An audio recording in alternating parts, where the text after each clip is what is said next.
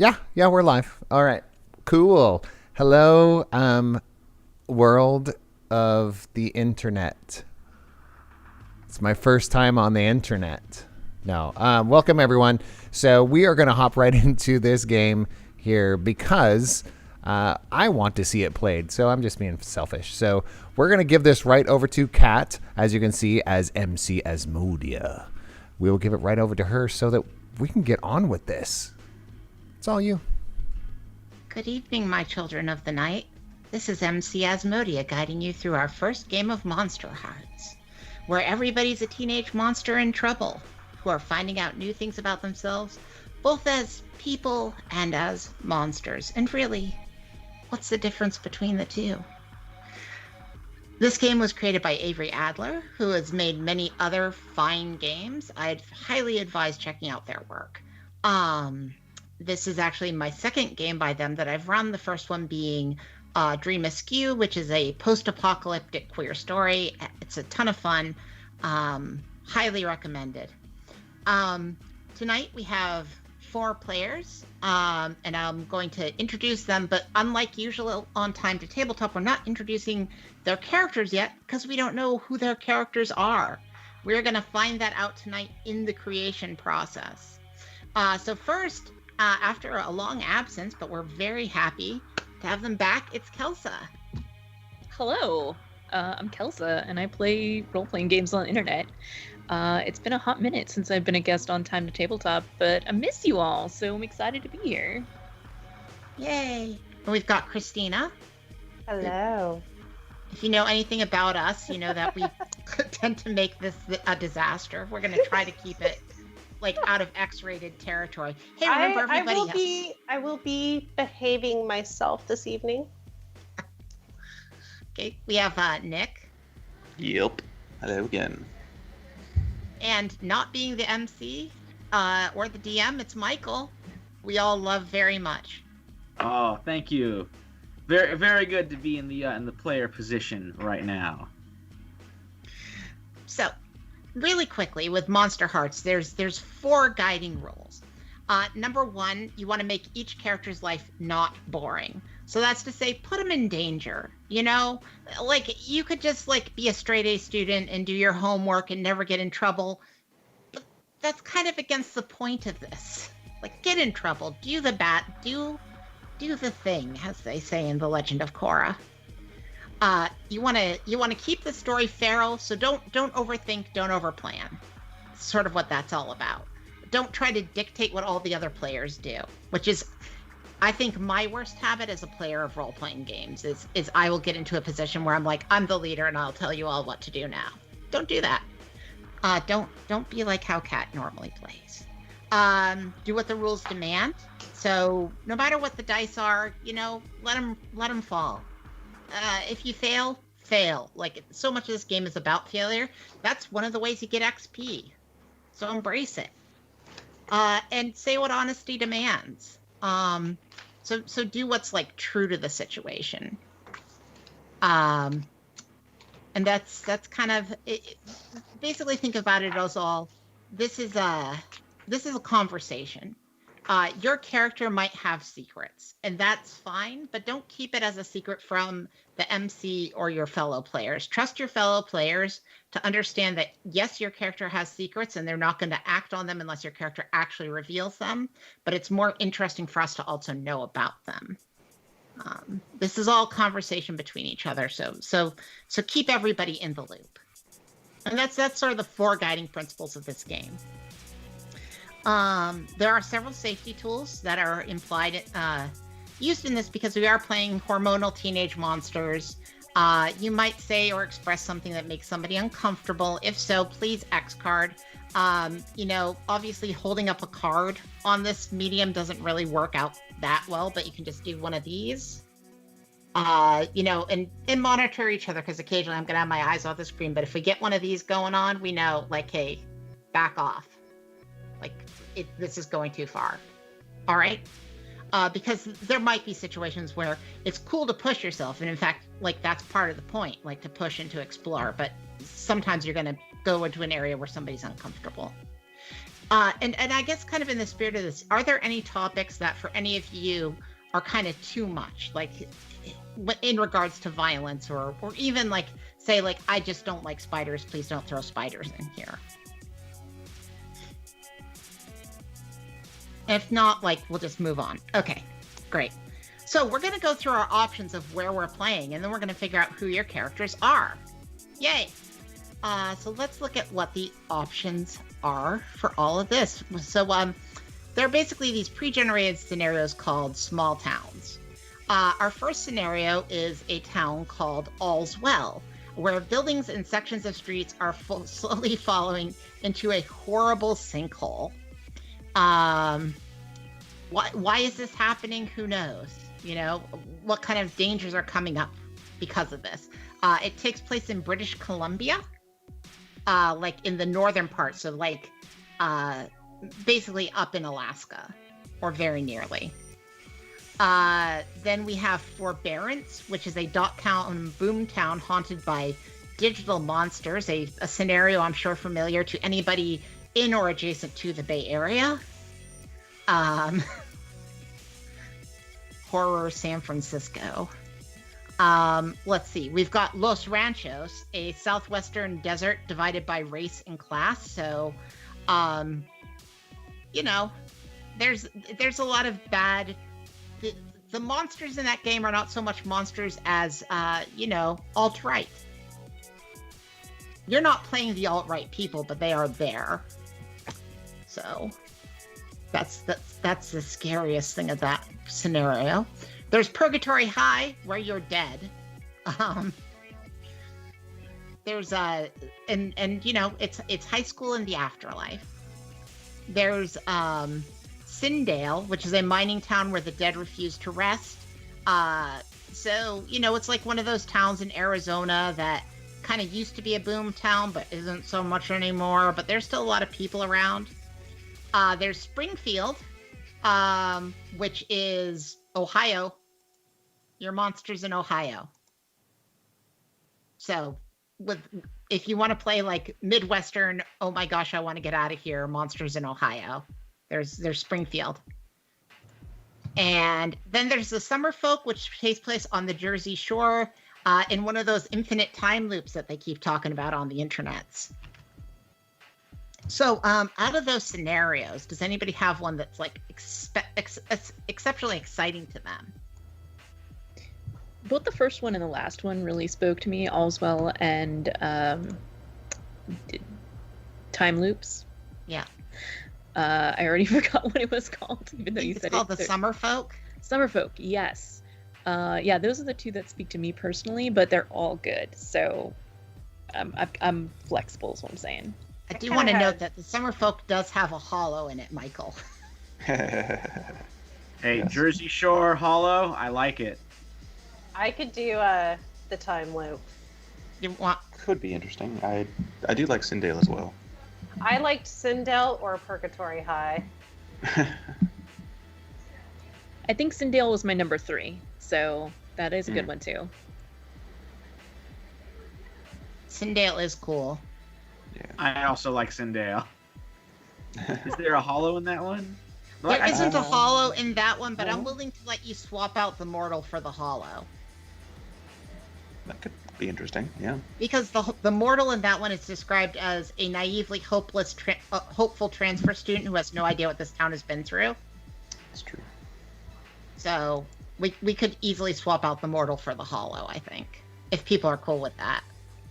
So there, with these scenarios, there are suggested skins. Gotcha. So if you guys want to do Sindale, let's do Sindale. Sure. Also, I think partially because the last thing I ran... Uh-oh. Oh no, my teeth are falling out. Oh no! The last like thing I that ran on dream this channel was also a time loop, so... I was saying the teeth are falling out. It's like that dream I always have. Uh-oh. So I'm gonna print out the current page now that I know that we're all cool with Sindale. Sure. Let's do it.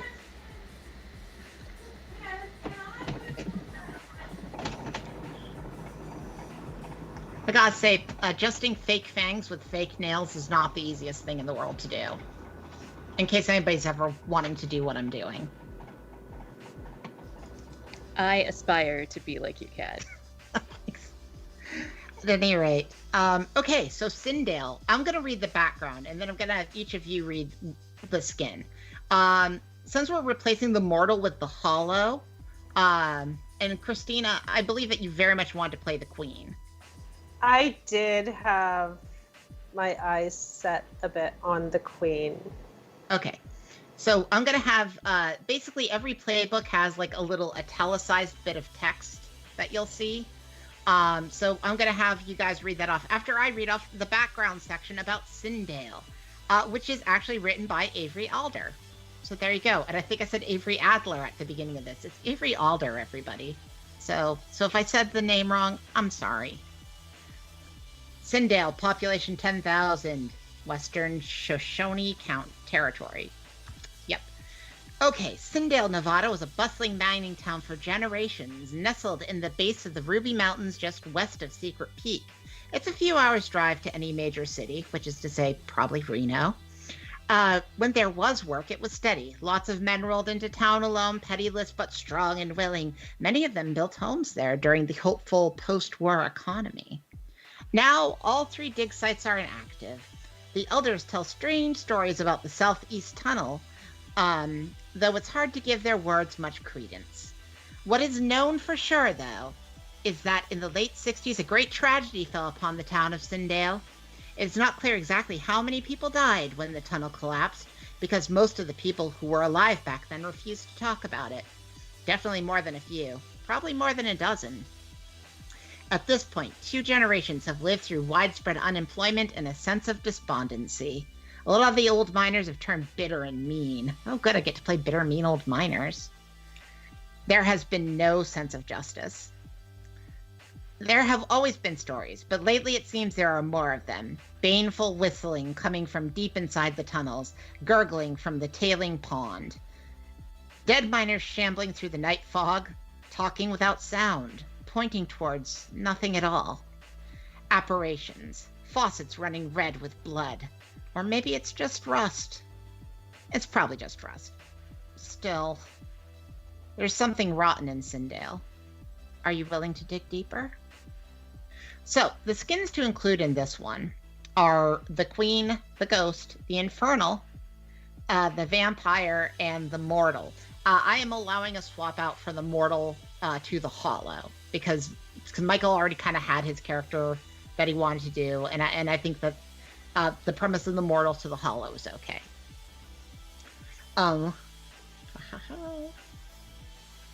So, first of all, let's describe the Queen. So, Christina, why don't you go ahead and read the italicized text on the Queen's sheet? Do you see where that is? Yeah. So under my picture, under the picture here. Mm-hmm. The Queen. You're one of the special ones. A sovereign beauty. You deserve more than the rest of this wretched world does. You deserve the will and worship of those around you. And it's not only because you're better than them, it's because you make them better, stronger, more beautiful, complete. They'd be nothing without you. Nice. And just so you know about the Queen in this particular adventure, your family owns the mine and is responsible for the great tragedy that occurred there decades ago. You've got wealth and you've been groomed for power. What will your legacy be? So you are that girl. You know what girl I'm talking about. Oh, yes. That was kind of my whole idea. Okay. So, Michael, I'd like you to read the italicized text for the Hollow, since you've also kind of picked beforehand what you were hoping to do. All right, sounds good. The Hollow. They set out to make something from nothing. It's not clear whether they succeeded or not. See, it turns out that a lot of gray area between something and nothing. You're alive, but you're not real. You don't have a soul. You don't have childhood memories because you don't have a childhood. You don't have parents. You have makers. And those makers forgot to give you a place in the world. Okay. And for the skin, we're basically reskinning the mortal. A naively hopeful transfer student who has no idea what the town has been through. So who's cute around here? Yeah, I think that makes sense for a character who was literally born yesterday. So we also have the ghost, the infernal, and the vampire. Nick and Kelsa, do either of you have any interest in any of those three? I would say the Infernal sounds fun to run around with. So. Sure. So would you like to read the italic text on the infernal? Sure. So, the Infernal. At first it seemed innocent. It gave you things, made you feel good about yourself. You came to it with your problems, and it fixed them. When you asked how you could return the favor, it told you to be patient. That all debts would be settled in due time. That was the first time you heard it mention debts. You got Satan on as your corner man. There we go. That's the word. Or a demon in your brain, or maybe the stars glow just for you. Regardless, you owe a debt to something much bigger and scarier than you'll ever be. Nice. So the Infernal's tie in this story is, you found something eldritch and alien submerged in the recesses of the abandoned southeast tunnel of the mind. What is it capable of, and why did the miners never retrieve it? So you found some weird color out of space stuff down in the mine, and it's messing with you. Fun So think stuff. about that as we move into the character creation. So Kelsa, the ghost or the vampire, do you have any interest in them, or do you want to reskin? I'm good with the ghost. Okay. Yeah, So yeah. if you want to read the italic text on the ghost. I do. You used to have a future. Growing up was painful turmoil at times, but at least you were growing. Now you only have a past, unfinished business to take care of before you can leave this world behind. Life is precious, you understand that, but now that you've lost yours, you just want to help. You just want to be seen, but sometimes even the simplest desires feel so difficult to grasp. Ghostly ghost, you are dead. Mm-hmm. And for how this ties into this particular small town, it says, your death was never accounted for during the Great Tragedy. Why were you there on that fateful day? Okay, so now that we've gone through that and you picked your skins, you're going to choose your identities. So your identities on each page, they're very important because, this is not a battle game. This is an interaction game. This is a conversation. So your identities are very important. So that's your name, your look, your eyes, and your origin. So we're going to go reverse order from how you all picked. So we're going to start with Kelsa. Awesome. So my name will be... Oh, geez, names are hard. Why do I have to pick names? Luckily, there is a list here. There is a list. I can't be Catherine because that's the name of the ghost in the other game I'm playing, and that'd just be weird. So I'm gonna go with Lenora. Lenora's a very good name for a ghost. It is. My look... brooding. That sounds good. My eyes are unnerving. And my origin... You know what? Even though a tragic accident is on this list, I'm gonna go with Left to Die. Ooh, adding tragedy to the tragic accident. That's right. Oof, messed up past of Lenora. I'm getting excited about this character. So, you're a knight in Satan's service, Nick. What are you all about? Alright, so my name will be Damien. He's a little spooked, so his look is spooked. His eyes, I'm thinking... It's a hard one to do. I'm thinking flickering eyes, so that would be an interesting thing to do. And then his origin, let's see, found something eldritch and alien. But that in and of itself doesn't have to be the entirety of your origin if you want to add to True. Yeah. I like the idea that he's an emissary, but he doesn't actually know it yet. Nice. So. Okay. Go with that. And then Michael, you've got your hollow going on. What's their name? Well, I had my concept that popped into my head was a teen golem. So, for the name, I got to go with Clay. Fair.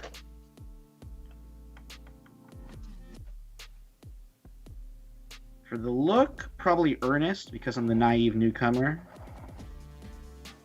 Eyes, maybe Vacant. Because I am just made of clay. Mm-hmm. Origin. I think Machine is the one that's most connected to the Golem myth. Makes sense. Okay, and then we've got our queen bee. Last and not least, she actually contractually obligated me to say that. Yeah, sure I did. So I'm gonna be Veronica. I like the idea of having calculating eyes. Look is icy. And honestly, looking over my options for origin here, I'm really, especially considering we're in like a mining town and I'm a queen bee. I like the idea of being the firstborn of the hive mind. There you go. So maybe in a way it was like whatever that accident was freed the consciousness that has created your hive mind abilities. Perhaps. Ooh, it sounds like it's all beginning to tie together a little bit. That's exciting. Okay, so let's see. Next up, oh, there are strings. Let's do the strings. And there are also moves to select.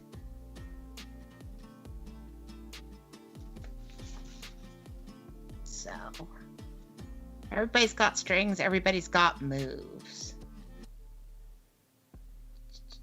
And I'm going to look at that now. Maybe.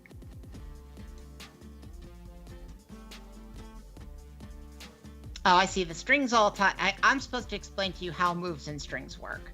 So, your moves are your specialty that you can do. It's something that really only your particular playbook can do. I think all of you have played Powered by the Apocalypse. All of you are familiar with the concept. Strings are your abilities to manipulate other people. As part of creating your background, you're going to be establishing who you have strings on. So when we fill out the strings, you're going to write the name of the person that you have the string on, then you're going to draw a little circle next to it. And when you use that string, you fill it in. You can spend strings throughout the game. You can gain more strings throughout the game. So that's a big part of the mechanic of this one. So let's go ahead now and choose your stats and your moves.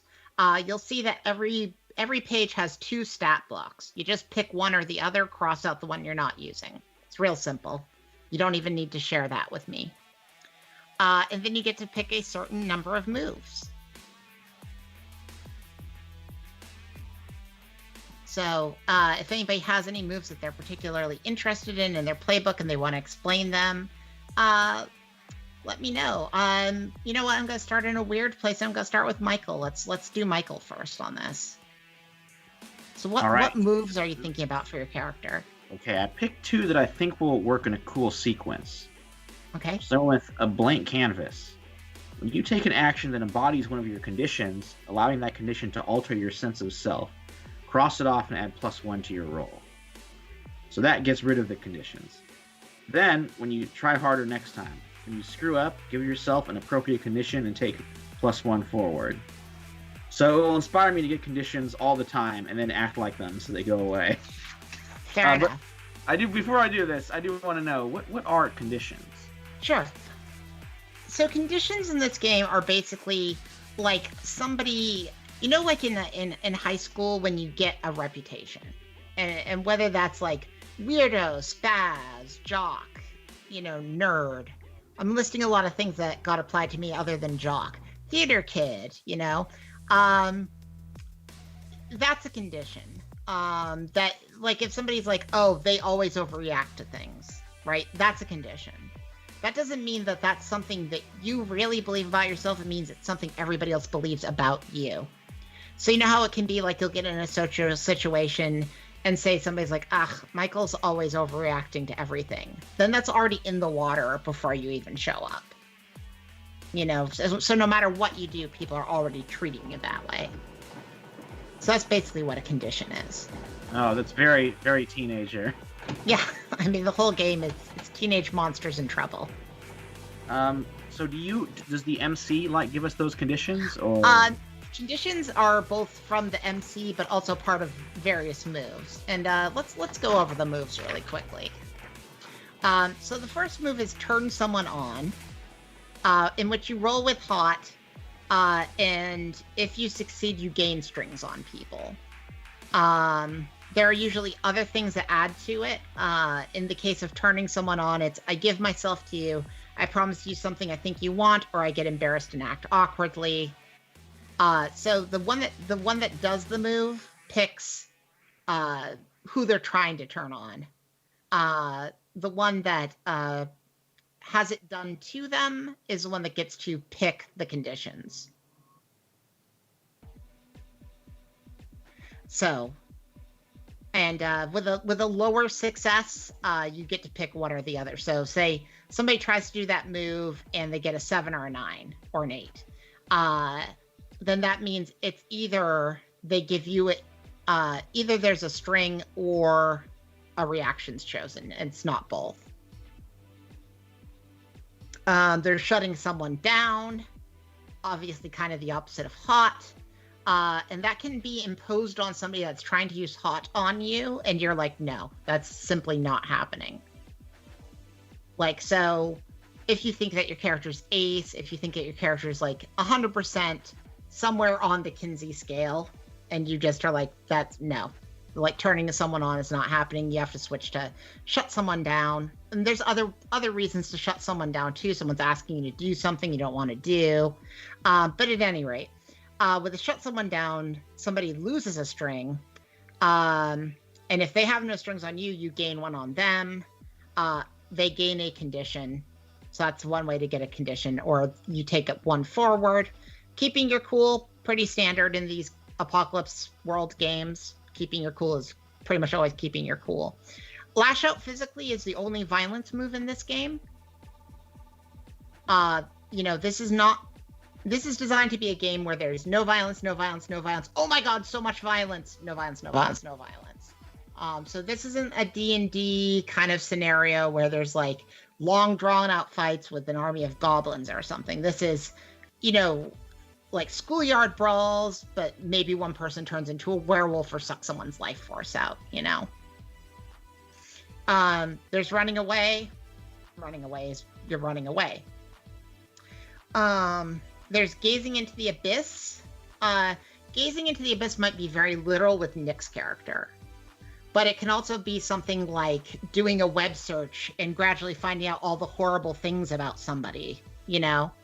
So there's more than just the literal gazing into the abyss. Kelsa's character might also literally gaze into the abyss. Really, any of you might literally gaze into the abyss, considering who you are. But there are other ways of gazing into the abyss. Then there's pulling the strings. So pulling strings means when you already have strings on someone, you can spend them. And you can do that to tempt them to do what you want. If they do what you want, they get XP. You can give them a condition. You can take +1 to rolls against them, and you can add +1 to any harm you deal to them. So strings are really powerful. And all of this is on your player sheets. Healing. Healing's healing. It goes pretty slow in this game, but if you heal somebody that you really care for in a way that indicates you really care for them, they heal additional harm. Skirting death. Just because you've taken all your harm and you should die, that doesn't mean you're going to die. You could just become your darkest self. every player sheet has a darkest self on it. And I'm going to let you keep those to yourselves right now so that they're more of a surprise if they come up. Another way that darkest self might happen is if you lash out physically and, you don't get a, uttermost success. Obviously, your monsters, there is darkness. But there's darkness in all of us, right? And then, so conditions, if you take advantage of someone's conditions while making a move against them, you get to add 1 to your roll. Condition goes away when the character's suffering. It takes appropriate action to alleviate it. So if somebody's saying, oh, Lenore's a total coward. She never gets involved in anything. And then you save the school from Cthulhu.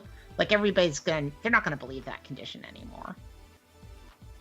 And then there are rules about gangs, but I don't think any of you are going to have gangs yet other than Christina's character. I think you start with a gang, so gangs add +1 to your rolls and harms as it does give me the option. That is one of my potential moves I can choose from, is one that deals with my gang. Gang dance. Okay. Anyway, does anybody else have some moves that they're very interested in already? Yes, I've already picked the moves that I'm going to choose. Sure. What moves are you picking, Kelsa? Should I also mention the one that I start with for free? Yes, please do. So as a ghost, I start with an unresolved trauma. Whenever something brings to your mind your death, you choke up and gain the condition traumatized, if you don't have it already. When someone helps you resolve this condition, you both mark experience. And then I'm going to choose transference. Whenever you spend some time truly listening to someone else's struggles, they will heal 1 harm and then transfer the remaining harm to you. Just suck up all the harm. Oh. And then finally, to counterbalance that, I'm going to take limitless. I can walk through walls and fly. Nice. Yeah, so obviously I think the ghost in this scenario is you're solid, you're manifested. You're not a poltergeist, you're a kid in school. Normally, but I can specifically, because I have this power, also walk through walls if I really want to. Right.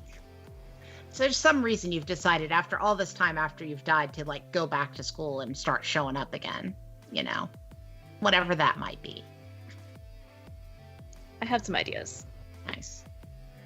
All right, so I've decided on my moves. Okay. So my free one is the click.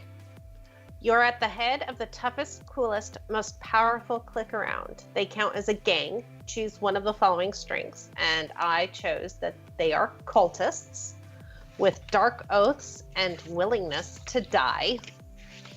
And then my other move is streaming. So you have a telepathic connection with your gang members. You can always hear their emotions and fears. If you try to hear specific thoughts, gaze into the abyss about it and add 1 to your roll. Okay. And so, Nick, do you want to say what moves you want to do? So, I have 2 things as the Infernal. I have my moves, and then I also have 2 bargains that I have. So I'll start with the moves. The first one is the automatic one, which is Soul Debt, which is I owe a debt to a dark power, name it, and choose 2 bargains it has made with you.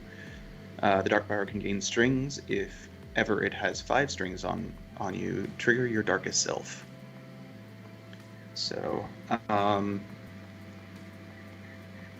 I'll get back to you on the name of this entity. Sure. But the second move that I have is called Can't Save Myself, which is when somebody saves you from forces too powerful for you to reckon with, they mark experience, and you gain a string on them. So I gain a string on them. And then my 2 bargains are the power flows through you, which is I can give the dark power a string in order to add +2 to my roll. My next roll. And then Uncanny Voices. I can give the dark power a string in order to realize a secret about someone you're talking to. The owner of that character will reveal one of their secret fears, secret desires, or secret strengths. They choose which. Okay. So we're finally up to the point where we're going to establish your backstories. Dun-dun-dun. So every one of yours has every one of your sheets has an area where you're going to get to establish your backstory. So basically, this is where you're getting your initial strings. So I am going to start with Nick. So Nick, All right. Your strings. Yes. You owe debts. Give away Mhm. 3 strings divided any way you like between the dark power and the other characters. Do you want to give any strings to your dark power? Do you want to give any strings to any of these characters? I'll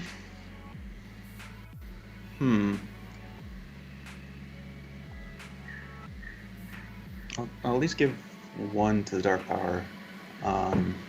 Why, thank you.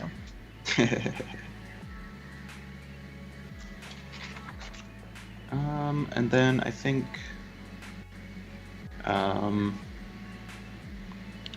let's give one to Kelsa's character, who I forget the name of. Sorry.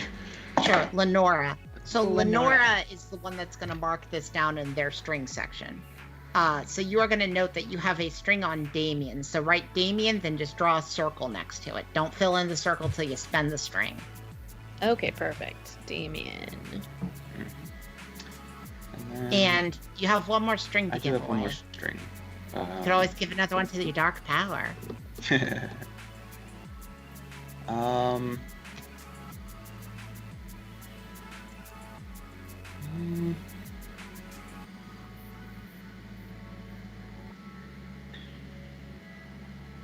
Just to make things interesting, let's give a string to Christina's character. Again. Ooh. The first of many strings for Christina's character. I feel like if anybody's string section is gonna fill up, it's gonna be Christina's. So Christina, you write Damien, put a circle next to it. And the reason I'm gonna do your strings last because yours are the most complicated, Christina. I already know this ahead of time. Okay. And I think you have one more string, Damien. Yes, I do. I have someone thinks they can save me, and I gain a string on them. So do you think which of these characters do you think thinks they can save you? That's a good question. Do you think it's the new kid? Do you think it's the spooky girl that has the hollow eyes? Do you think it's Miss Popular?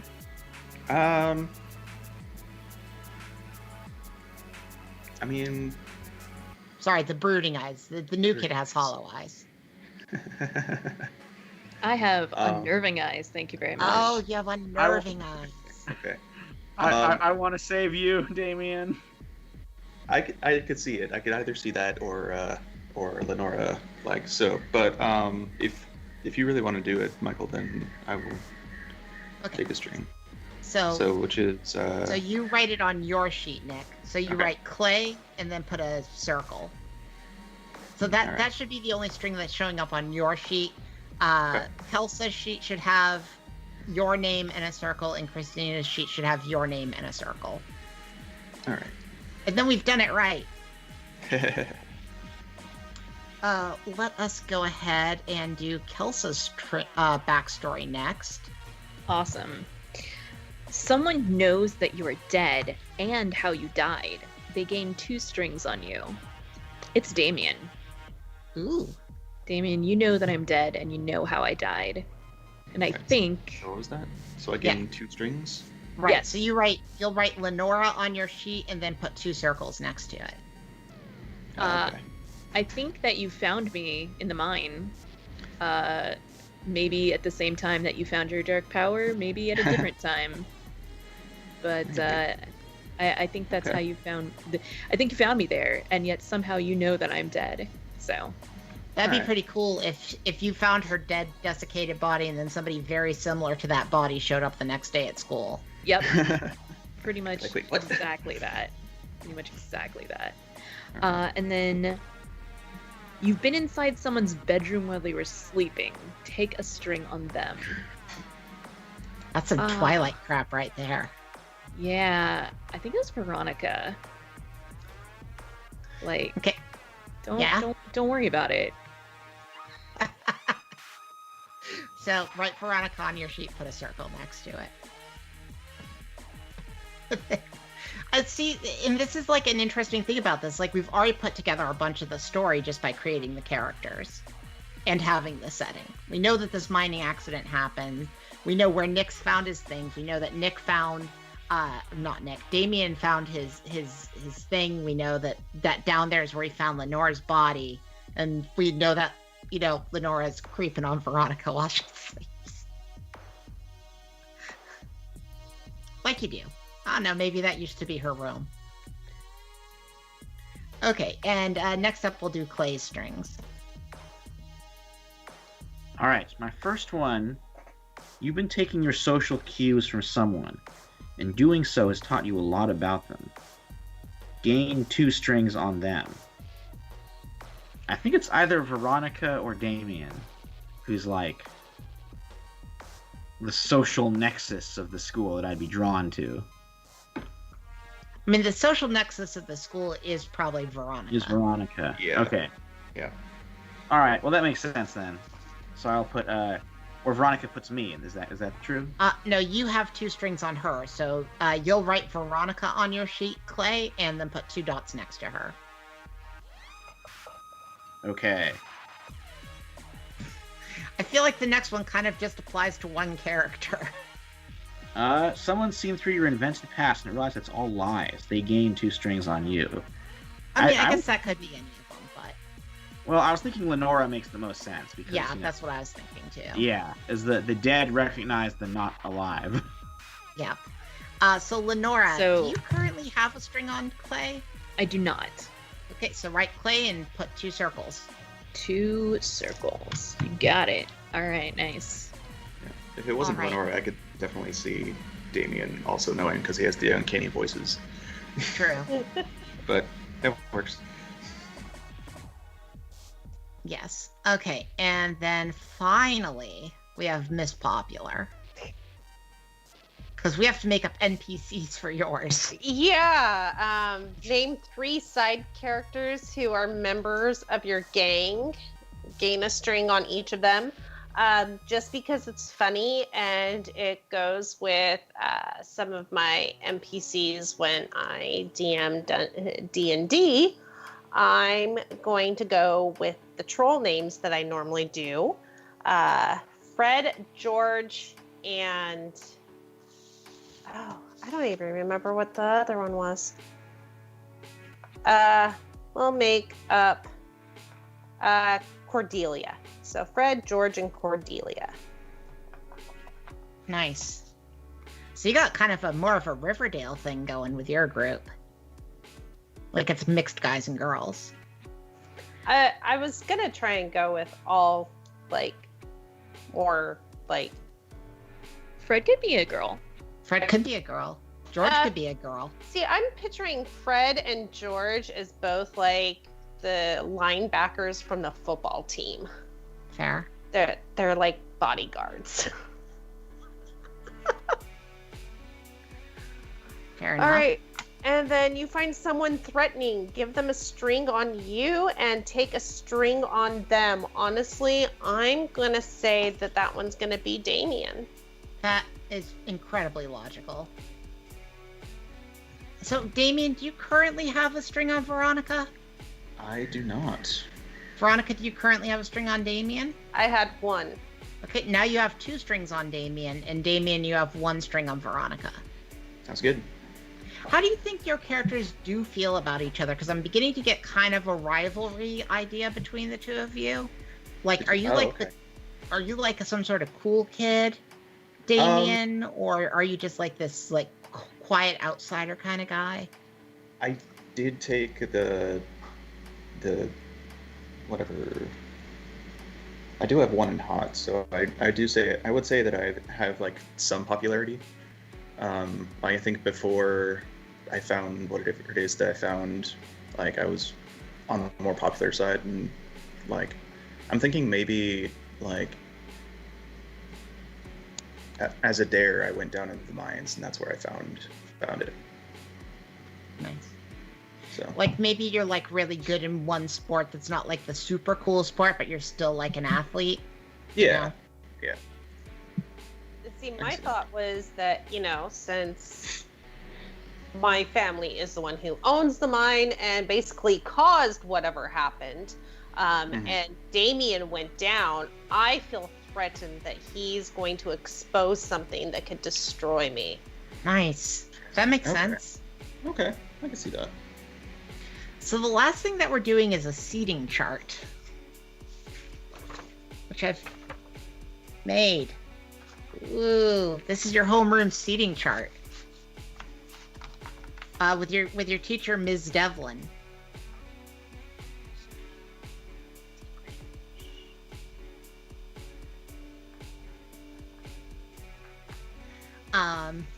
You're right. And the seating chart is basically a way of establishing the NPCs pretty quickly in the game. I think obviously Fred, George, and Cordelia are all going to be in your class.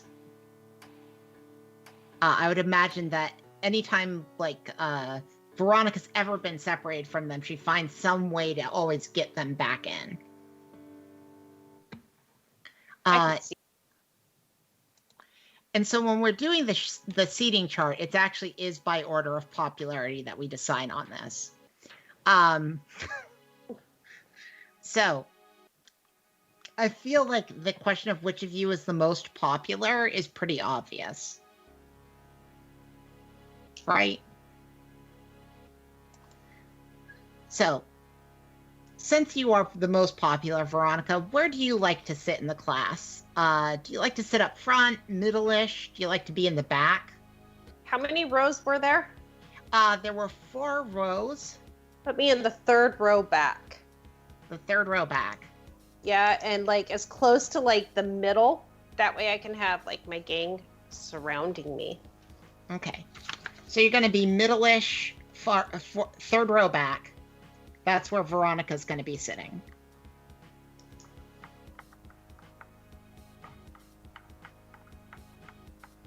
And your gang is literally going to be surrounding you in like the shape of a cross? Or do you think... Triangle, cross. Sure. Do you want one of them behind you or one of them in front of you? Probably one behind. That makes more sense. Do you want that to be Cordelia, George, or Fred? Let's put George behind me and then Fred and Cordelia on either side. Okay. Do you think that George sat behind you because he has a thing for you? I just don't like looking at him. So would you say he's kind of your least favorite amongst the clique? He's just kind of brutish and trollish looking. Okay, so he's like not a brutish... pretty. He's a brutish troll of a man, and you've demanded that he sit in the way back of the classroom to like keep everybody from throwing up. Well, that and, you put your biggest shield behind you to protect your back. Fair enough. I'm just making notes on what you think about him. So, out of the other two, who do you view as your right-hand person, Cordelia or Fred? Cordelia. And do you think that you actually like Cordelia, or is this all just a mask and you really don't feel anything about anybody? She's a means to the end.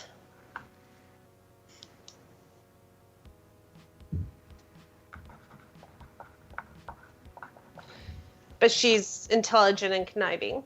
Like me. She's just not as pretty. So, almost like an assistant. Yeah. Yeah. Like your gopher. Pretty much. Gotcha. The second in command as well, though. She's the beta to my alpha. Fair. And what are your feelings on Fred? Do you like pretend that you're in a relationship with him? I like to flirt with Fred. But nothing would ever come seriously with him. He's not from a good enough family.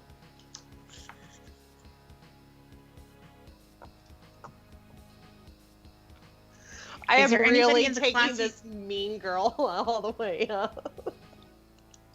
Is there anybody in the classroom that you think is good enough for you? No. Is there anybody else in the classroom that you feel ambitious towards, like is a main competitor? No. Okay.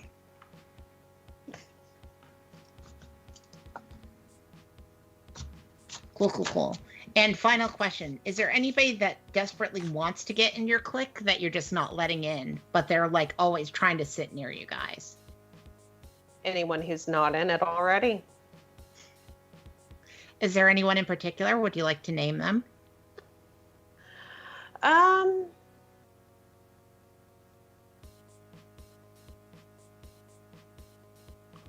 Ricky. It looks like Michael might have an idea. Or are you saying, Michael, that you want your character to be that person? Well, I've been taking my social cues from her. That's true. Do you want if you want, you can be sitting in the very back corner here, Michael. Mm-hmm. I don't think that's shown up very well, but like all the way back, it kind of puts you in where their group is, but also puts you way in the back of the room. Yeah, sounds good. Okay. So That this new kid who kind of gets on your nerves, maybe, he's always kind of looking at you and always trying to put himself near you guys. That works. But for some reason, your psychic powers haven't been working on him properly. Well, I really only have the telepathic connection to my gang. Fair. There's just something very weird, almost like a dead space with him. Makes sense. Okay, so that sounds like that's about as many people. Oh, what was the name of the other person that's like a wannabe hanger-on? Ricky. Yeah. Is Ricky a boy or a girl? Or gender non-conforming? They could be. I have no idea what Ricky is. Okay, I'm putting Ricky down as they, them, then. That works. And they're just, you're not sure if they want to be you or if they just want to be around you or what their deal is, but they always just seem to be around.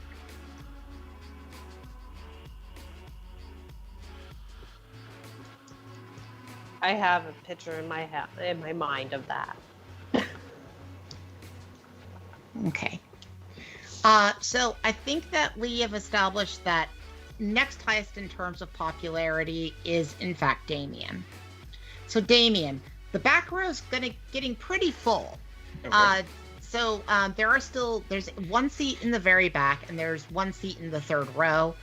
The entire first and second row are completely open. Okay. I was thinking of actually being up front because it actually, with the voices that I keep hearing and the secrets that I keep hearing, it's easier for me to not hear them when I'm up front. Okay. Sounds good. So I'm going to put you like front and center. Sure. Now, up front is where the nerds tend to sit. Yeah. Do you think that you're friends with any of them in particular? Like, do you think that you've got an Anthony Michael Hall kind of character?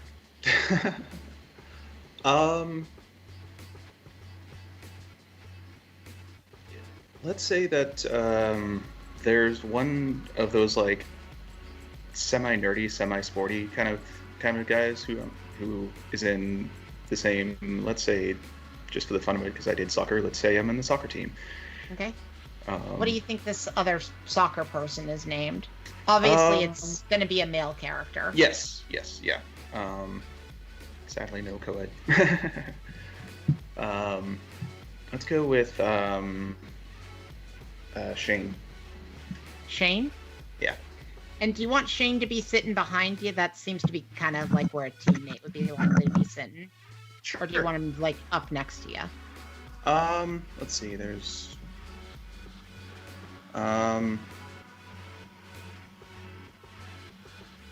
let's go next to on the right. Okay, next to you on the right is Shane. So he is a soccer friend. Mm-hmm. Do you think Shane just wants to be friends with you, or have you ever gotten the impression that maybe he wants something more out of your relationship? Um,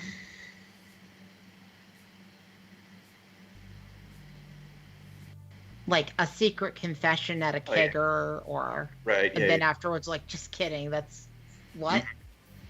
I will say,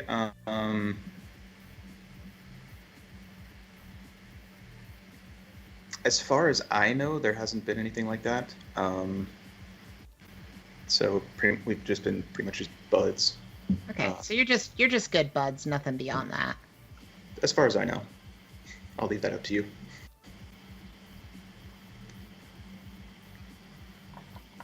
Do you have any other interests together besides soccer? Um, Heavy metal? Monster truck rallies? nah. Gambling? Beer?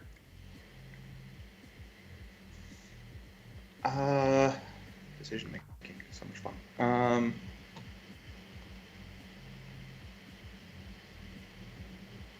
I would say we just sort of like,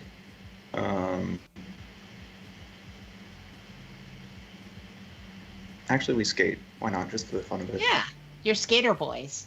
Yeah. We're at a weird crossroads in that way. Like, we have connections to the skaters as well as the. Right on. So do you think that, with that being said, do you think you have a skater friend in your class? There's no way they're sitting up in the front row with you, Terry Oh, hell. nerds. Nah. Yeah, he's a pretty cool guy. Let's go with actually no, just for the fun of it, let's do a they. Let's go kind of I'm not good with names. They could just use their skater name Sure. or a graffiti name. You know, maybe they're like super cool and artistic that way. Okay. And if they're queer, they might have decided, like, you know, screw the name I was given the at name birth. aspect. Yeah, that's true.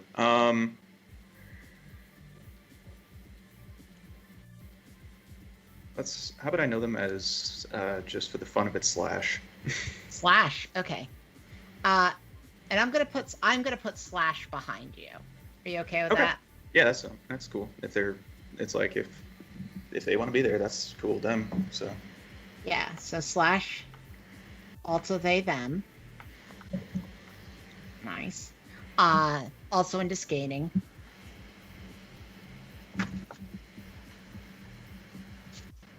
And I'm gonna say that they got that nickname because they were known for writing slash fiction.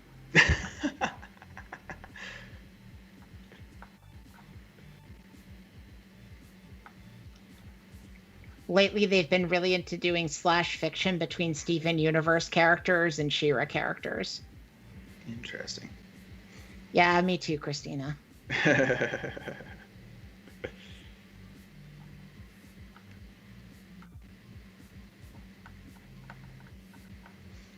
Okay. And do you think that Christina and Nick, or let me address you by characters, Damien, Veronica, Sure. you both have lived in this town. You have family in this town. Do you think that you have any relatives in this classroom?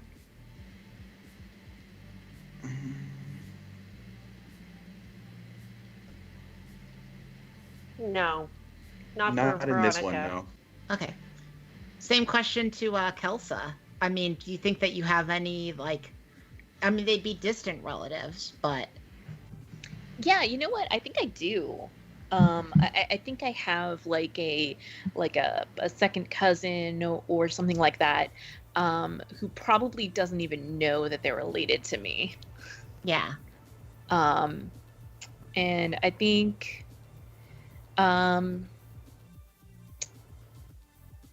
her name is Esther.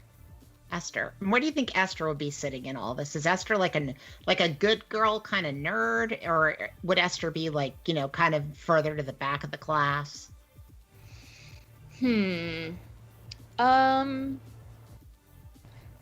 Probably like right in the middle. Okay. Like I still have a Trying, middle seat open. trying not to stand out, basically. Okay, so Esther, who doesn't want to stand out, has unfortunately ended up in the seat right in front of Veronica. Poor thing. Oh, that's terrible. I love it. That's a little dog. I love you, little dog.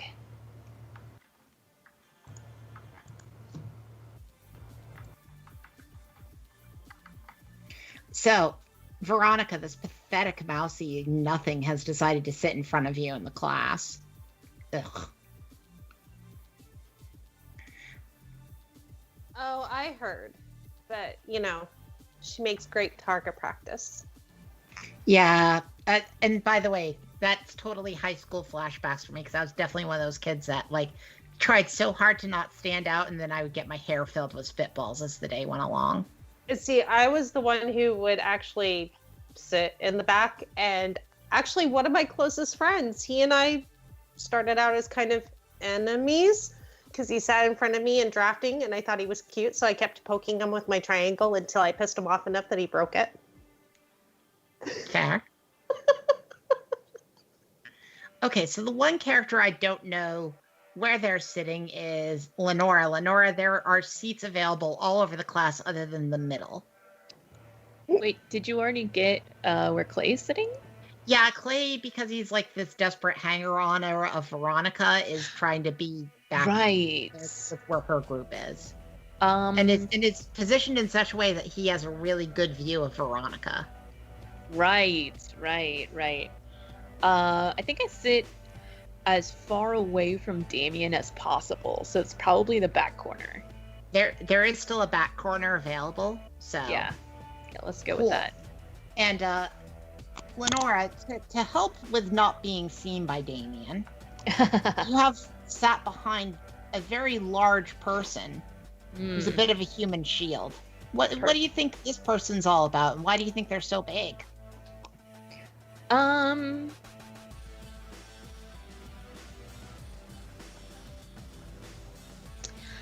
I think that she plays sousaphone in the marching band.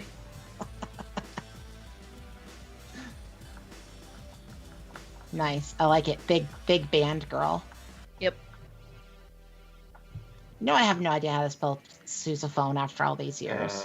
SOU. Z-A. ZAPHONE, I believe. Because band geeks are hard to hear. Yeah. Color guard, my husband was a band geek. And what do you think her name is? Names again. Why do I do this to myself? Well, to be fair, I'm doing this to you.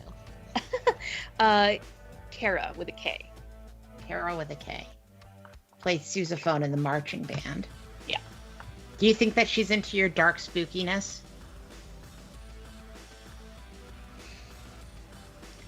I think she's into my aesthetic in general. Do you think that she shares that aesthetic, or if she just thinks, wow, that's so cool that you can express yourself that way? Oh, definitely the second one. Definitely the wow, that's so cool that you can express yourself like that. Well, I'm busy. Like she gets to wear a marching band uniform sometimes, and yeah, no, that's it. Okay, so then we still have 4 wild card students in the class. I haven't asked Clay about any opinions at all yet as far as the classroom goes. And I'm sorry, Clay, it's just, you're the new kid and you're not very popular. Yeah, that's fair. I mean, I'm a blank slate who wants to copy everybody. So, as far as things go, let's figure out there's like a little corner of the room. Do you think that they're just a relatively unknown group to the rest of you? Like, you just don't ever talk to these other 3 kids?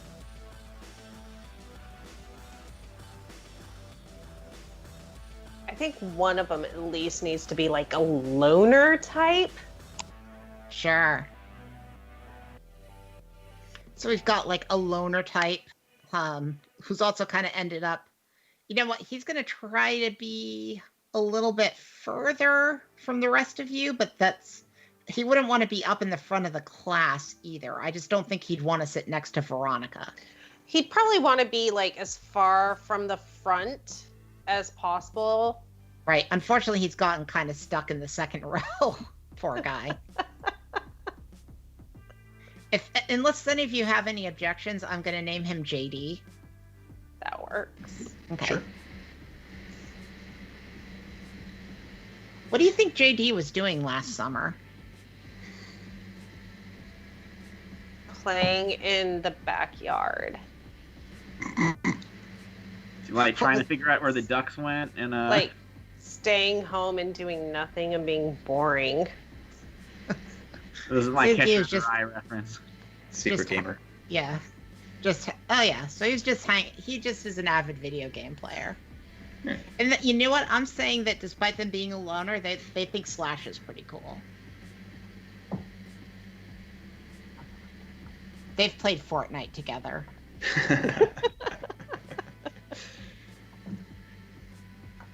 Come on, 7 Days to Die, kill some zombies.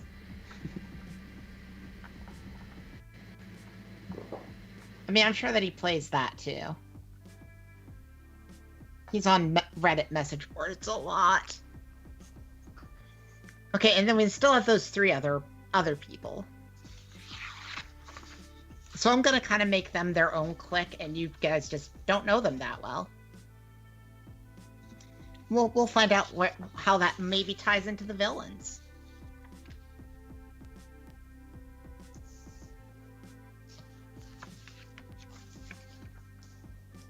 I'm seeing what other choices there were on this sheet. Okay, cool.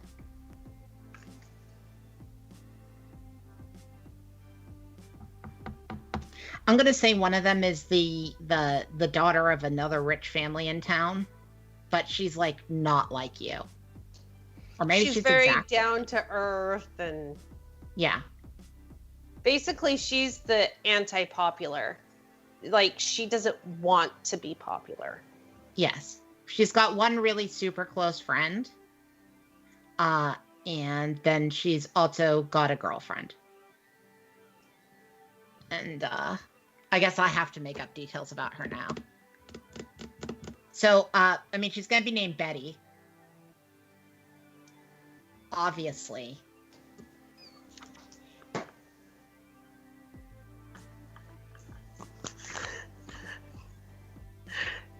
Make her best friend Archie. Okay, but Archie's still a girl. That's fine. I don't care.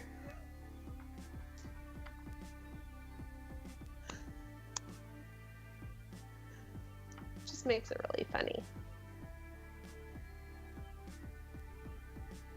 I'm trying to think of let's see. And then they have another friend named Caribou who's on the football team.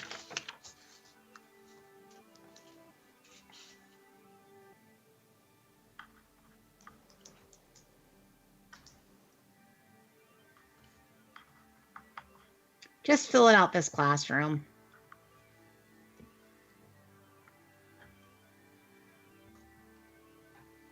Okay. And I think that is it in terms of setup. Yep, that's the seating chart. Just want to make sure I didn't leave anything out, because this is the first game I've ever run that had a classroom seating chart.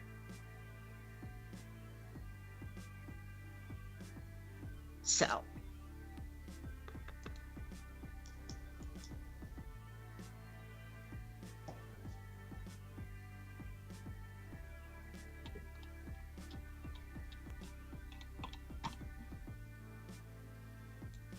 So.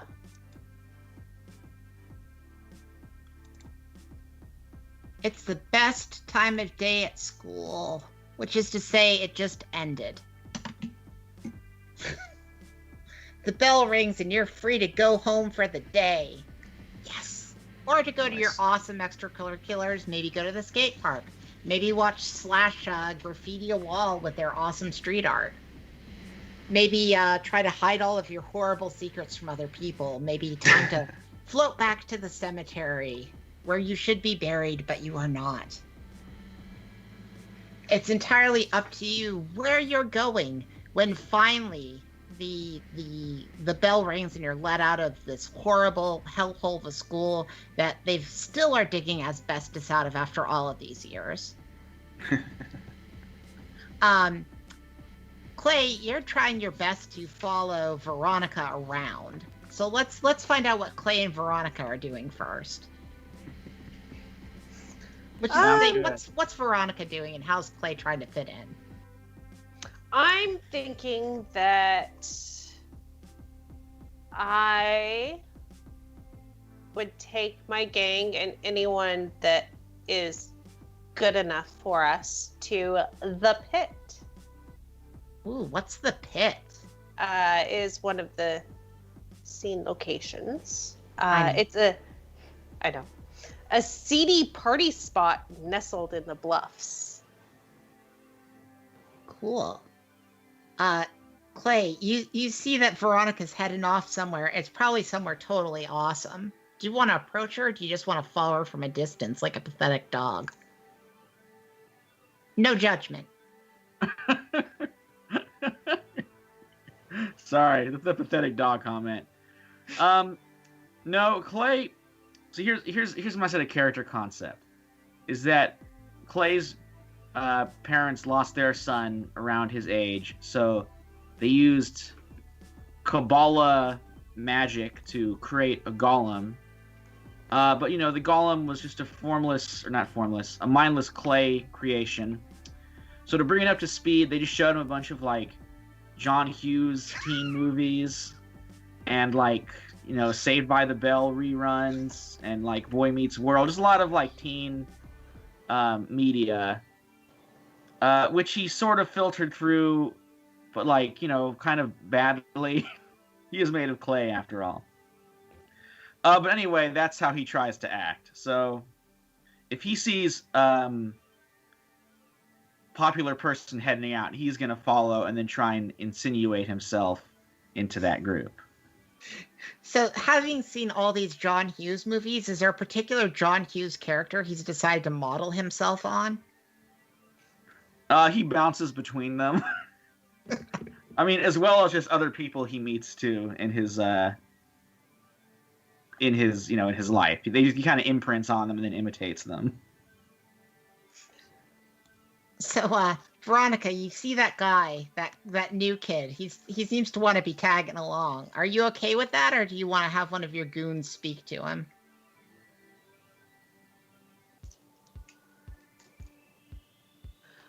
I'm actually thinking that, Ricky is probably doing the same thing, trying to follow me. That's correct. So, to get and tell Ricky to get on my good side, they need to distract Clay and do something else with Clay and get Clay away from the pit. And the longer Ricky can do that and stay away themselves, the better I'm gonna feel about them. You got it, Veronica. God, you're awesome. I mean, whatever, I don't care. I'm still gonna do this for you. Not just because you asked, like I'm not pathetic, but yeah, I'll go do that. Ricky, just go now. Yeah, sorry. So, I mean, yeah. I like I imagine you going to this pit party with wine, by the way. And you haven't you've brought like as much wine as normal kids do to these kinds of things, but instead of it being like cheap jugs of wine, you've actually brought expensive wine at like huge amounts because you're that rich. Barrels from the vineyard. Mm-hmm. Now, do you think that I don't do keg parties, I do barrel parties. Nice.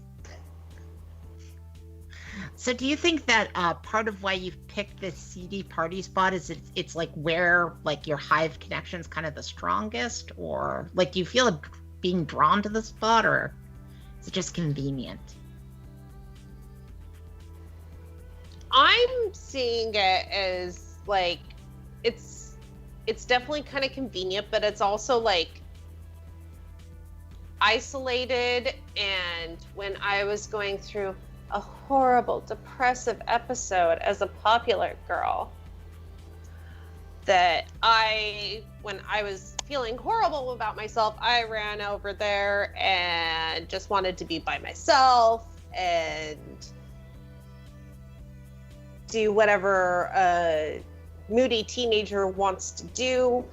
And that was when the hive mind struck. Fair. So basically, like, this is a good place for you to sort of reinforce your connections to people. Yeah. Do you feel like they're more susceptible to it when they're drunk? Probably a lot more easy to get into their mind and read more than just their emotions and their fears. Mm-hmm. Nice. At any rate, while you're heading there, Ricky is going to go confront Clay. Hey, new kid. I know that you're really recent to Harry Reid High, but you gotta know, like, there's, like, protocols. Like, you don't just get to start hanging with Veronica. Oh, yeah, I know. I wasn't about to start just hanging with Veronica. Right, but you were, like, heading towards her. You know, like, trying to go to the party. Yeah, I want to go to the party. Yeah, that's the thing is, like, that's hanging with Veronica. You're not ready to hang with Veronica yet. Oh, okay. Yeah, How do you I gotta get- work your way up to hanging with Veronica. How do I do that? Well, I'll tell you something. Veronica thinks it's really cool when people go to the skate park and try to skate. Well, that makes a lot of sense because I love skate parks and skating. Yeah, I bet. They look really skeptical about this. At any rate, they say as they apply like some bright red lipstick to themselves. Do you even know where the skate park is? I don't even know what a skate park is. But I Where are you I won't say that. from? Like Utah? No, I won't say that. I'll just be like, I know where it is, but I forgot. Could you show me? Sure, yeah. If you're lucky, maybe we'll run into Slash. Slash is kind of like everything I want to be.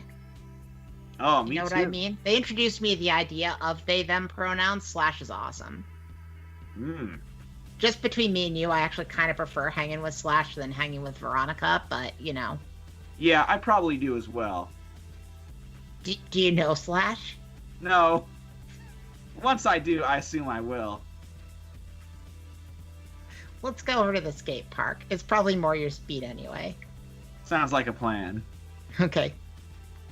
Okay. So I'm guessing that Damien's probably over in the skate park unless he's doing soccer practice right now. I would say it's sort of like it's the off day for practice, and so yeah, I'm hanging out with Slash and the rest of them. Sure. So you, Slash, JD, and Shane are all hanging out, skating, gleaming the cube and whatnot. Grinding some sorry. rails. Now, so I know that that's kind of where you are. Lenora, what do you think you're doing? So I think I'm going to another one of these scene locations, Diego's, the abandoned restaurant just off of Carson Street. Nice. And I have keys to this place because I used to work here in the 60s. Cool. And it was my after school job. And so, I come here because I can't go home because my family doesn't live there anymore, and also I'm dead. So I come here after school, and been kind of squatting here, but also kind of like reliving a little bit of my life. Keeping the floors swept and like.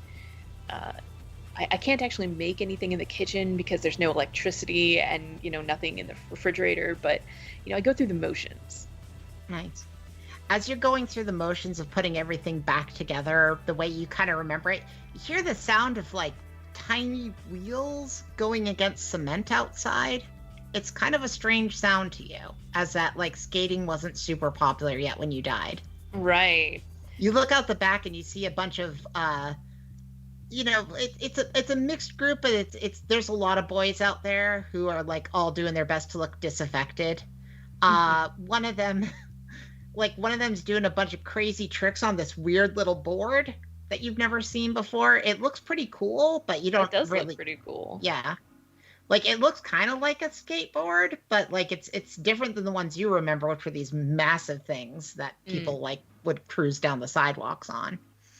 Yeah. You also see another figure. You see Slash, who's like been skating, but now is working on a mural on the wall. They're actually painting over some other graffiti, but the stuff that Slash is painting is much better looking than what was there before. Not like high art or anything. It's still definitely like graph, but it's like very professional, cool looking. Awesome. So you see all that happening as Ricky leads Clay to this group of people. I think I watch, like, I'm picturing, like, the back door has, like, a screen window in it, and, like, there's, like, a screen door and, like, a door, and the door is open, and then the door with the screen in it is closed, but, like, I can see and hear out. And I kind of, like, watch from there, and I'm, like, holding my broom, but I'm not sweeping anymore. I don't really want to join them, but I am fascinated by what they're doing. Yeah, and after watching them skate for a little bit, you realize that boy who found your body is amongst them. Shit. Why did they keep ending up back near you? That's a problem. All right, I'm gonna watch, but like, kind of squat down a little bit more, so someone's not gonna see me in here. Yeah. Like I like partially close the door so I can like peek out, because now I'm interested in what he's doing over here, as well as what this strange skateboarding thing is, and that cool mural that Slash is making. But I don't want to go out there, especially not if he's there. Yeah. So Clay, as you approach, there's the one guy painting the mural. There's another guy wearing a trench coat who's like, right now he's stopped skating. He's like sitting on his board and playing a Nintendo Switch. And there are two like guys from the soccer teams that are currently like showing off their cool tricks to each other. Hey everybody, says Ricky. Have you met Clay yet? He's the new kid. Hi, I'm the new kid.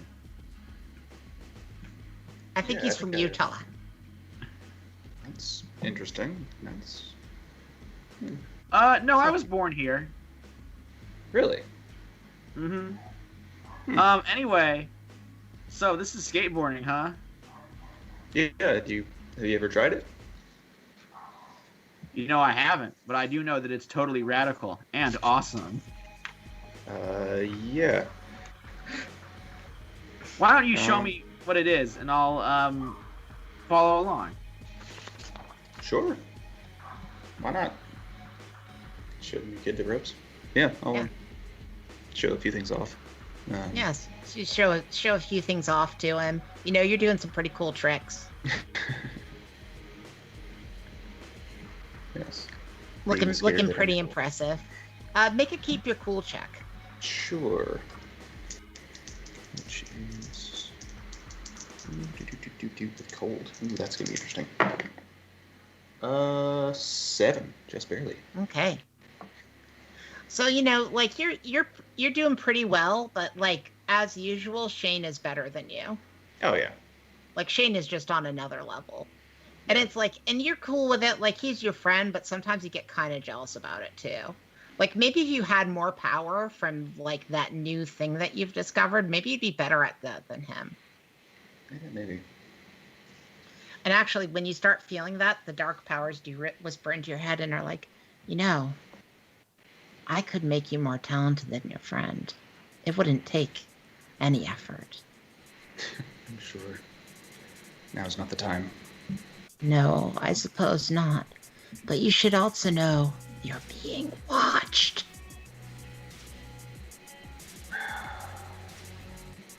Wouldn't happen to be that one person that I found. Actually, I wouldn't know that, so I'll sort of like pause for a second and sort of like, it's like, yeah, you got this, and sort of head over to Slash and sort of pretend to see what they're doing, and it's sort of like also glancing around. What's up, Damien? How's it going? It's going pretty well. I've nearly tapped this can. Yeah, it's looking good, man. Yeah, thanks. Don't call me man. Sorry. No, it's cool. It's cool. I get it. It's a general expression thing, but, just don't do it. Makes sense. I'll try to keep that in mind. It's all right. I get it. Yeah. What's up?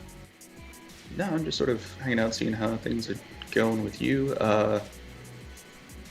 They turn around and look at you concerned. And they're like, you look kind of like you just saw a ghost. I mean, no offense, but you've been acting a little bit weird lately, Damien. That's coming from me. That's nothing, just a little bit of pressure on the team and, like school pressure. I get it. It's a tough time of year. Yeah. Just to say it's any time of year, God, I can't wait to get out of here and move to San Francisco. Everything's going to be awesome when I move there. Oh, yeah, I can see that. No, I think you'd fit in real well there. Mm-hmm. Oh. All right. I mean, provided I get into Berkeley. Fingers crossed, right? Gotta keep up those grades. Yeah. You seem to be doing all right with it. Yeah, I'm doing okay. Well, who's that? Did you notice though? There's like a girl staring at you kind of intently from behind that screen door. I'll like casually glance over. The door slams shut, like the big heavy door, loudly, like you can hear it from across the skate park. Do you want to try to run away, Lenora? Yeah, let's do that. I gotta roll volatile. I am bad at volatile. Let's go. That's a 4. Cool. Well, you get experience. Hooray!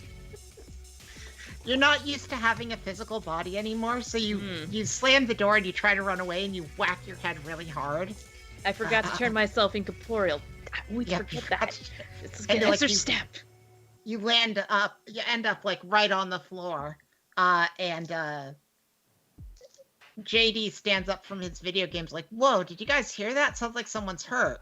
Goes rushing in, and as you like blink your eyes open, you see Damien, Shane, JD, Clay, and Ricky all standing over you. Slash is still working on their project. Mm-hmm. You all right? Yeah, I'm fine. I was just cleaning up in here. And like... in the abandoned pizza place? Or the abandoned restaurant? I mean... yeah, it's, I mean, I'm all for it, man. I mean, it's cool to hang out in these types of places, but... I mean, but, like, wouldn't it be cooler if it was a restaurant again? A pizza place? That'd be great.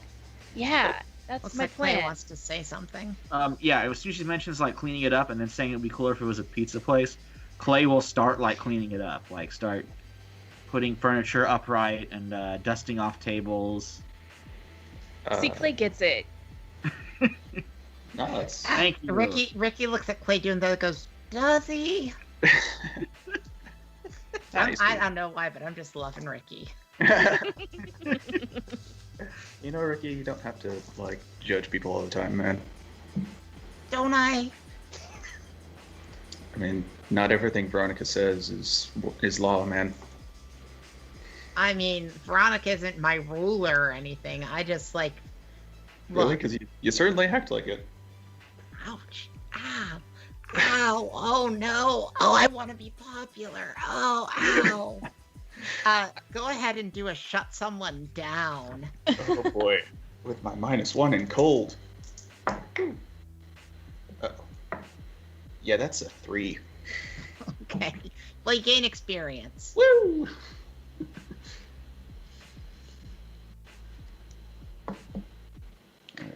Those dice are not gonna be fun for him. All right. So I do have a quick question. So Lenora knows that I'm a golem. Do I know that she's a ghost? I don't know if you know that she's a ghost. I don't think you do. Lenora, this is probably the first time you realize this about Clay. Is that this guy's got, normally you can see kind of, because you're a ghost, you can see auras on the living. This guy's got nothing. He's just like a blank, empty space. Fascinating. Yeah, well, like, I mean, he's doing what I want, so I'm not gonna question it right now, but I definitely like file this away for later. To be able to pull on that string, to use game terms here. Yeah. But I'm like, I think I stand up and I've got the broom in my hand again, and I kind of sweep it towards Damien and JD and Shane, who are all there, and I'm like, if you're not gonna help, get out. Hey, says JD, and he puts away his switch. I've been thinking, it would really, really, like, piss Veronica off if we did have a pizza party in here. Like, if we could get this cleaned up and, like, get one of these ovens working, we could have that in here tonight. man. Like, we could draw everybody away from her stupid party up in the pit. Oh, Like, wow. how awesome would that be if nobody showed up to her party? That's I mean, way more ambitious than I thought. It was going to take weeks to get this place up and running. If we Really all work radical. together and get Slash in here painting, and he has a bunch of other... Oh, sorry, they have a bunch of other artist friends. Oh, awesome. I bet we could get this fixed up in a couple hours, and we could have a crazy party in here. We could throw a I'm total down. rager. I don't know about a rager, but I think I could get the oven working if you guys want to clean stuff. Yeah, and maybe we could talk to Betty about getting us the ingredients. She's got a lot of money and would love to bring Veronica down a peg. I don't really know Yeah. Betty that well, but yeah, you can talk to her. Yeah, sounds good. So you guys are setting up this crazy pizza place thing. Meanwhile, back in what should have been an awesome night where everybody appreciates how great you are, Veronica, nobody is showing up. It's just you and your 3 goons and no one else. Not even silly little Ricky has come back. Well, I mean, I did tell Ricky to keep Clay away as long as possible, and the longer they stayed away, the better. Mm-hmm. Well, But are you okay with the fact that nobody else has come either? oh, definitely not. So, George, go get the truck. I'm on it, Veronica. Anything for you, Veronica. God. And Cordelia goes, God, needy much? As she, like, Of course texts he on the is. phone. he's very needy. It's pathetic. But, you know, he is a wonderful shield. Mm-hmm. And he's got that D, says Cordelia as she continues to text. Only you would know that one. You're missing out. I seriously doubt it. Now you put a bag over his head? Yeah, no. The smell. Whatever, I like his smell. Fred looks just uncomfortable about this conversation. George isn't there to hear it. No, Freddie. Yeah, Veronica? Might consider you. However, we need to get all these barrels packed up. Really quickly, roll turn someone on with Fred. Let's see, turn some. But trust me, that's enough with him. That one is a hot. Oh, geez. Don't you have good hot, or do you not? Not with this one. Uh-oh. I went the opposite way. Oh, you're cold. Yes, I'm cold. 5?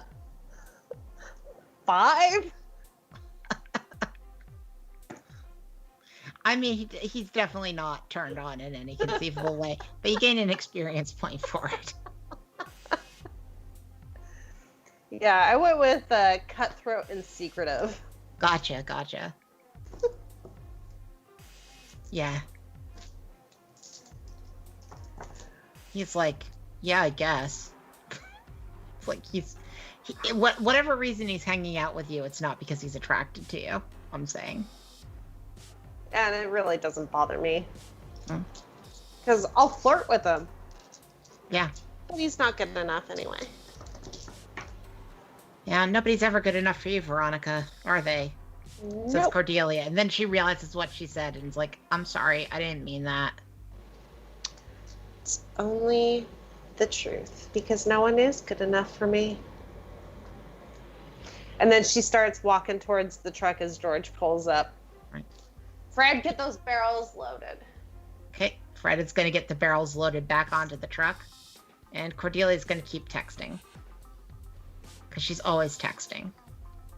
And she's like, hey, Veronica? What?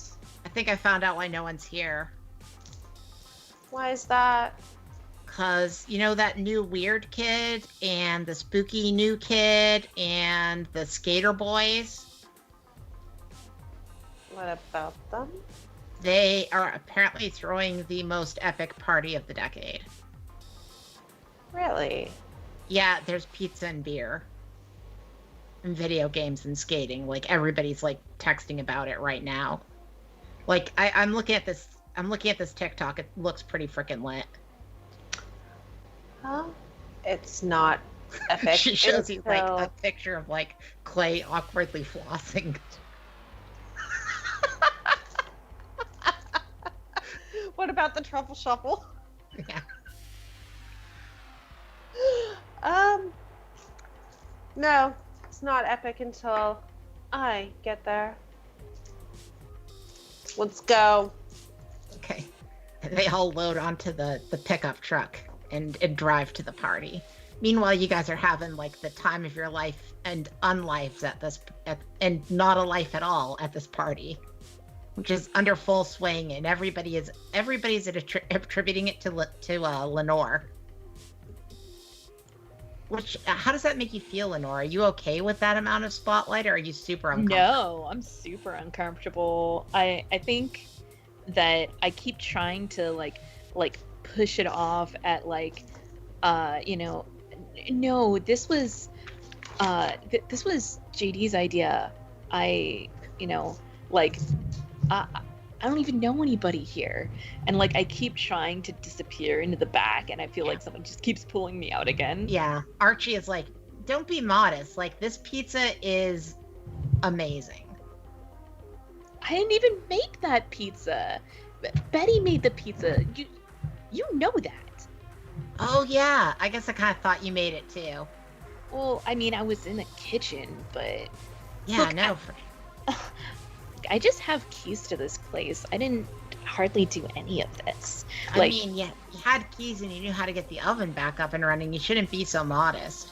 Well, I mean, there's no power, but they didn't stop the gas, so it was easy. So I'm thinking, before actually arriving at this restaurant, Mm-hmm. I'm gonna have George stop off at my house, drop off the barrels, because why waste wine on everybody when it should just be for the beautiful people. Sure.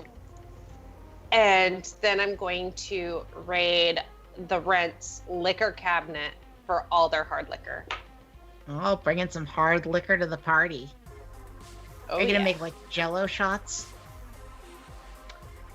No. Okay. That I'm takes too just much gonna. time.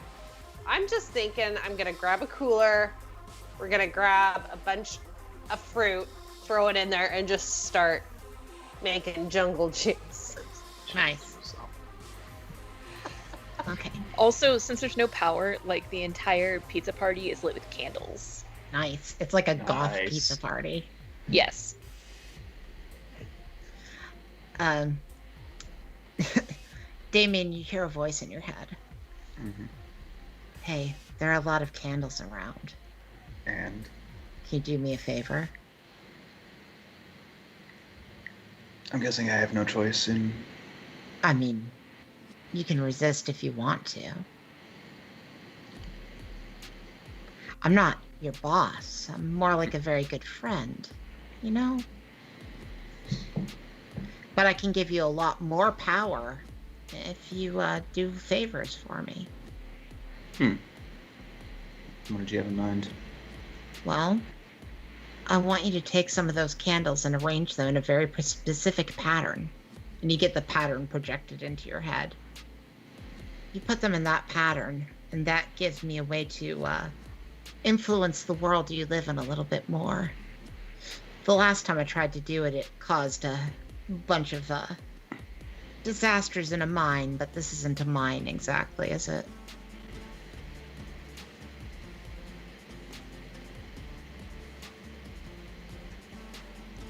You're not going to hurt anyone, are you? Not intentionally.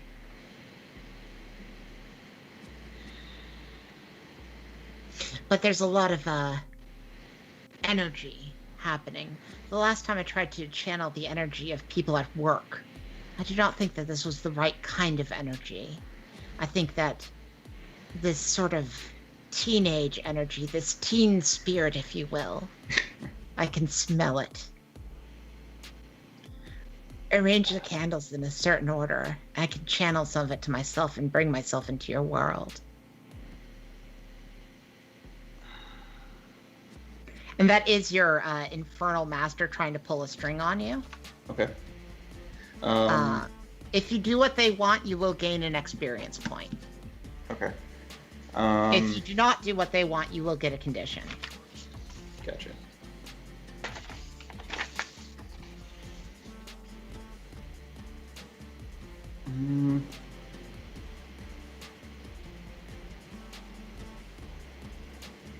What do I get out of it? Power. You keep saying that, but that's so esoteric, it's not even funny. I understand, but the dimensions of power are nearly infinite. It's entirely how you decide to wield it. You could become president of the United States someday if that's what you wanted. Internet star. What is it that you kids are into nowadays? You can have nearly anything you want, but this is the first step in many. As the, I believe Confucius maybe said, the journey of 1,000 steps begins with just one. Something along those lines. Was it the Buddha? I don't know. One of them. I was never into, like, the Easterns. It's philosophy. Philosophy is a certain degree of interest. Listen, you don't think that people become president because of, like, their ability to actually do anything, do you? So if Trump is any... Sorry. It's okay. He's a good example, though. And I do appreciate the techniques of his masters. They have manifested themselves in certain ways. Oh, I'm sure you've noticed it. Makes But you don't have to be a force of evil in this world. You can use these powers to great good if you want. All you have to do is arrange the candles in that certain position and allow me to draw off of this teen energy.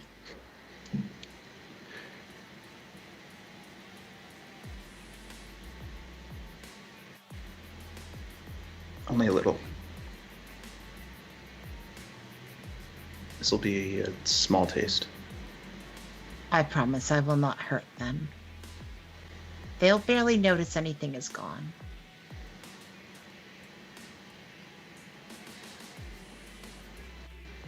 You see, when I used the miners, they were at work. They were unhappy. I channeled unhappy energy. It created a disaster. I would be channeling very happy energy now, unless something goes totally wrong with this party. But this party seems to be really underway and So filled far. with joy and love. So as long as nothing changes that, it should all be fine. As long as Veronica isn't involved, let's see. Alright. I'll see if I can find a place. Thank you. You will gain your XP once you've arranged the candles into the pattern that you've seen in your brain. Sure.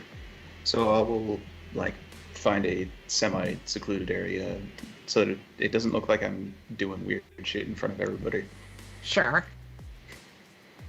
Understood. It's like, watch me summon a demon, everybody.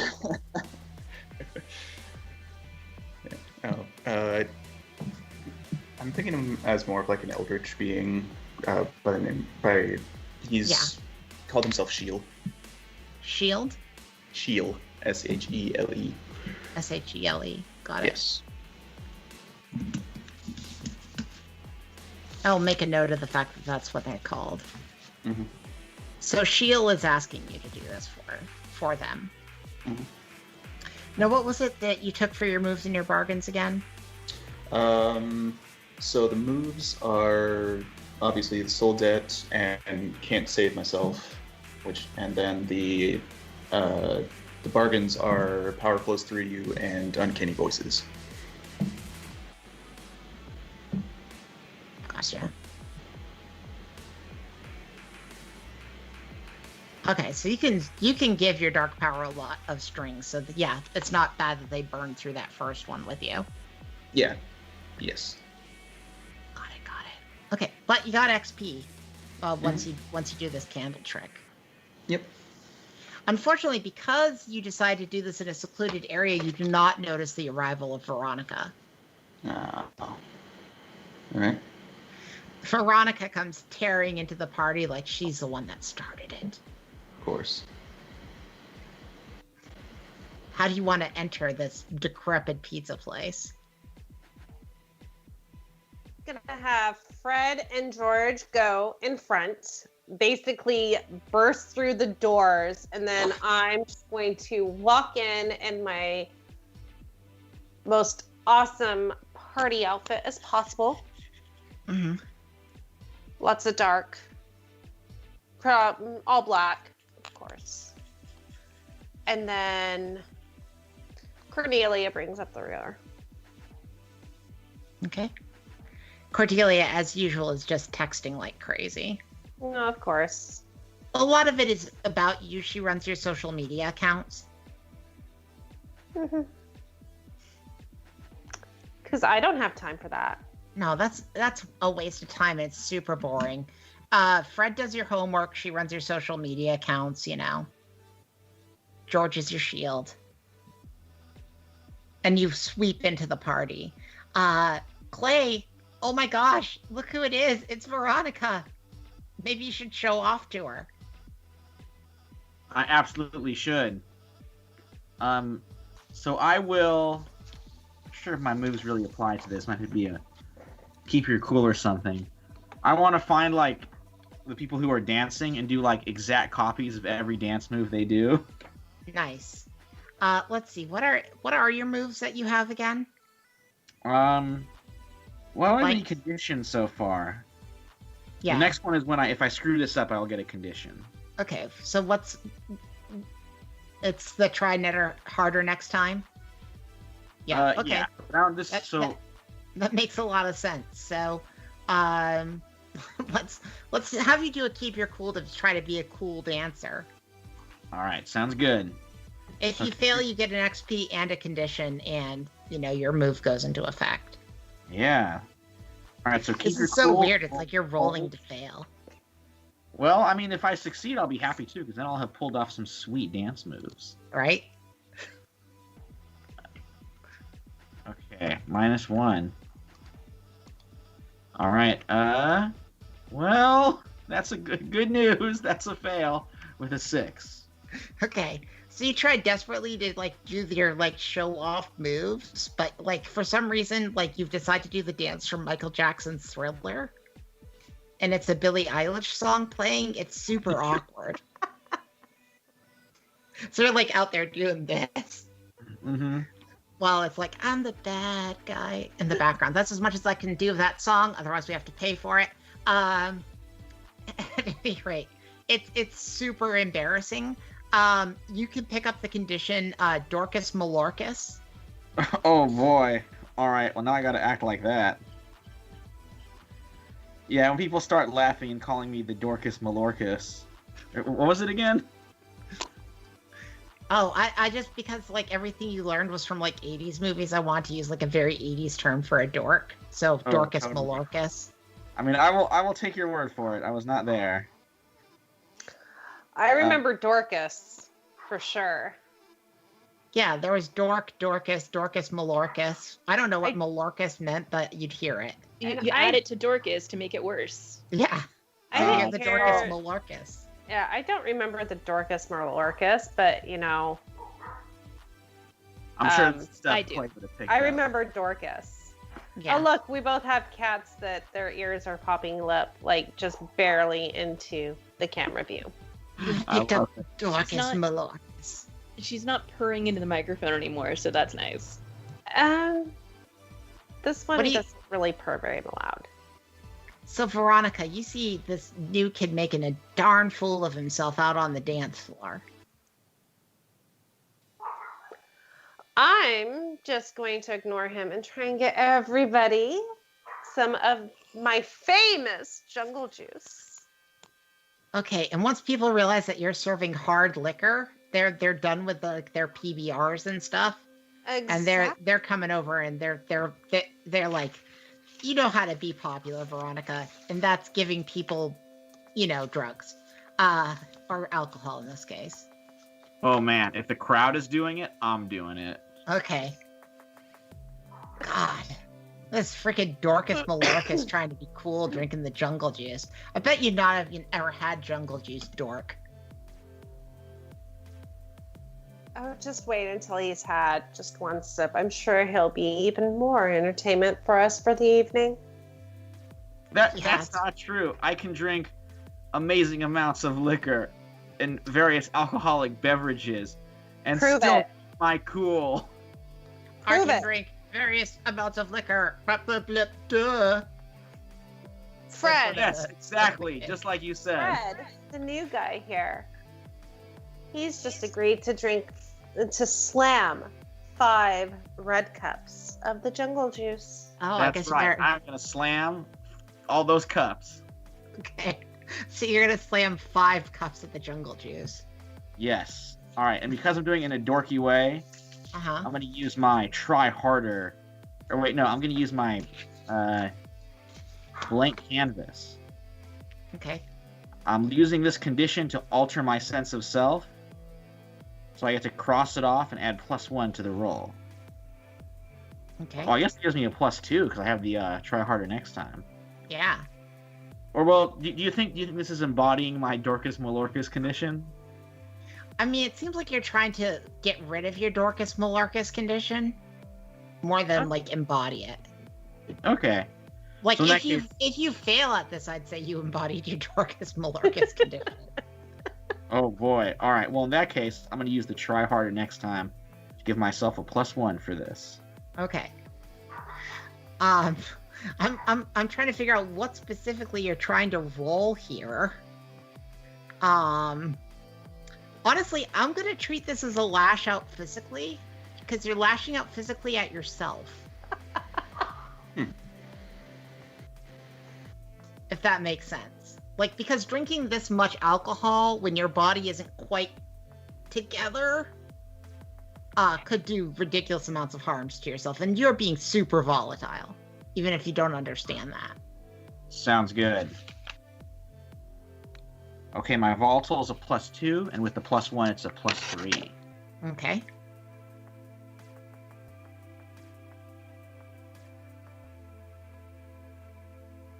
Such a weird situation. That is a total of 11. Okay. Yeah, you've managed to like just down this. Boom. Let's see. So you get to choose one.